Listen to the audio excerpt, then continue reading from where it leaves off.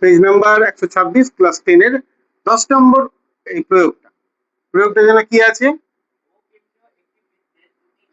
হ্যাঁ, তারপরে একটা বৃত্ত আঁকলাম, তার দুটো জ্যা, একটা হচ্ছে এবি আর একটা হচ্ছে সিডি, পরস্পরকে পি বিন্দুতে ছেদ করেছে, আর এটা ও কেন্দ্র বলেছে, তাই এটা কেন্দ্রটাকে ও লিখলাম। প্রমাণ করতে হবে যে কোন এওডি, তাহলে এই ছবিটা আঁকলাম, বিওসি, তাহলে আমরা এই কালি দিয়ে একটু আঁকি। বিওসি বলতে এইটা বোঝাচ্ছে, এই কোণটা বিওসি, এই কোণটা বিওসি, এটা এওডি, 2 বিপিসি, তার মানে এইটা পি, বিপিসি মানে এই কোণটার সঙ্গে সমান, এটা হচ্ছে সেই পি কোণ। সেটা করব কি করে? তার জন্য একটা ছোট্ট অঙ্কন যেটা ভেবে আনতে হবে, সেটা হচ্ছে বিডি কে যুক্ত করলাম। এই বিডি যদি যুক্ত করি তাহলে আমাদের সমস্ত ঘটনাটা সহজেই হয়ে যাবে সমাধান। সেটা কি করে করব? এটা কিন্তু ভাবার বিষয়, এটা ভেবে আসতে হবে, অনেক সময় দিতে হবে। তোমার মাথায় যদি এসে যায় তো খুব ভালো কথা, তাহলে ওটা করলাম কেন, তার কারণগুলো এবার প্রমাণে আমরা দেখতে পাচ্ছি। প্রমাণে আমরা দেখব লক্ষ্য করে, যদি আমি এই দিকের চাপটা নিই, মানে যে আমি যে দিকে দেখাচ্ছি এ ডি চাপ, মানে এই দিকে একটা নাম থাকলে আমি বলতে পারতাম এই চাপটা, এই চাপের উপর এই কোণটা কি কোণ? কেন্দ্রস্থ কোণ। আর এই কোণটা কি কোণ? বৃত্তস্থ কোণ। তাহলে কি হবে?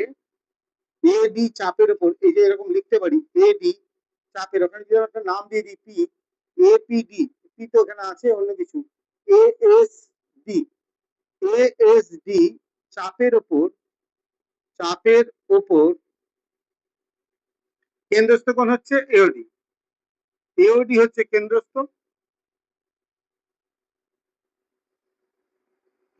কোণ, আর কোণ এবিডি বৃত্তস্থ কোণ।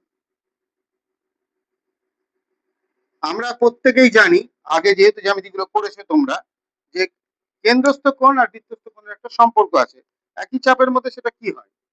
যে এই ঘটনাটা হয় যে এওডি মানে এই কোণটা এর ডবল, তারপরে টোয়াইস অফ এবিডি। ঠিক একই রকম ভাবে যদি বিসি চাপ, এই যে বিসি চাপ, এই চাপের উপর কেন্দ্রস্থ কোণ কোনটা? এইটা। আর বৃত্তস্থ কোণ কোনটা? এইটা।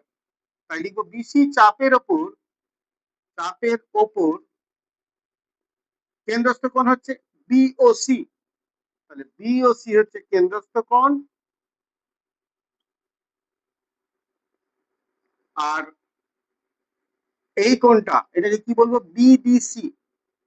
বিডিসি বৃত্তস্থ কোণ। আমরা আগের থেকেই জানি যে এটার সম্পর্ক কি, এই যে বিওসি এই কোণটা টোয়াইস অফ এই কোণটা ডবল, মানে বিডিসি এর ডবল। এবার আমাদের বার করতে বলেছে এই দুটো যোগফল, তা আমরা এদিকে লিখবো কোণ এওডি প্লাস কোণ বিওসি, এই দুটোকে যোগ করলে এদিকে দুটো যোগ হবে, দুটাকে কমন নিয়ে নিলাম, এ বিডি প্লাস এদিকে আছে বিডিসি। এবার এই কোণটাকে আমরা এখানে দেখবো, এ বিডি মানে এই কোণটা, আর বিডিসি মানে এই কোণটা। আমরা এই দুটো কোণের সমষ্টি আগে থেকে জানি ক্লাস 8 এর, যে একটা ত্রিভুজের যে কোনো একটা বাহুকে বর্ধিত করলে এই বহিস্থ কোণ অন্তস্থ এই দুই কোণের সমষ্টির সমান। তাহলে সেই কারণেই এই দুটো কোণের যোগফল এর সঙ্গে সমান হবে। তাই পরের লাইনে এটা লিখে দিব যে এই কোণটার মান হচ্ছে বিপিসি, আর সেটা আমাদের প্রমাণ করতে বলেছে, তাই এটা প্রমাণিত লিখে নিলাম। তাই এই জ্যামিতিটা আমাদের খুব কাজে লাগবে।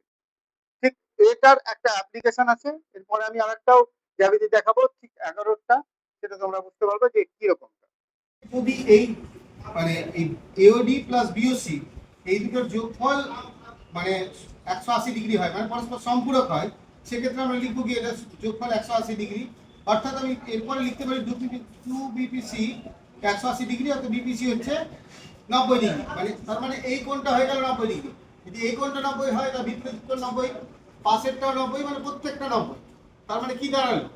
এটা এই যে এবি আর সিডি পরস্পর জ্যা দুটো পরস্পর লম্ব, এটা প্রমাণ।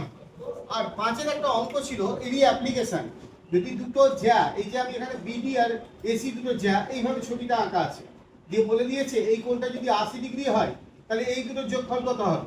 তাহলে আমরা কি জানি এই দুটোর যোগফল হচ্ছে 2APB, মানে এই কোণটার যোগফল, এই কোণটার মান এই দুটোর যোগফলের সঙ্গে সমান। তাই আমি এখানে মানটা বসিয়ে দিলাম, 80 ডিগ্রি দিয়ে 160 হয়ে গেল। অর্থাৎ এই যদি আমাদের এই পদ্ধতিটা করা থাকে তাহলে এই অঙ্কগুলো করা খুব সহজেই হবে। ঠিক আছে।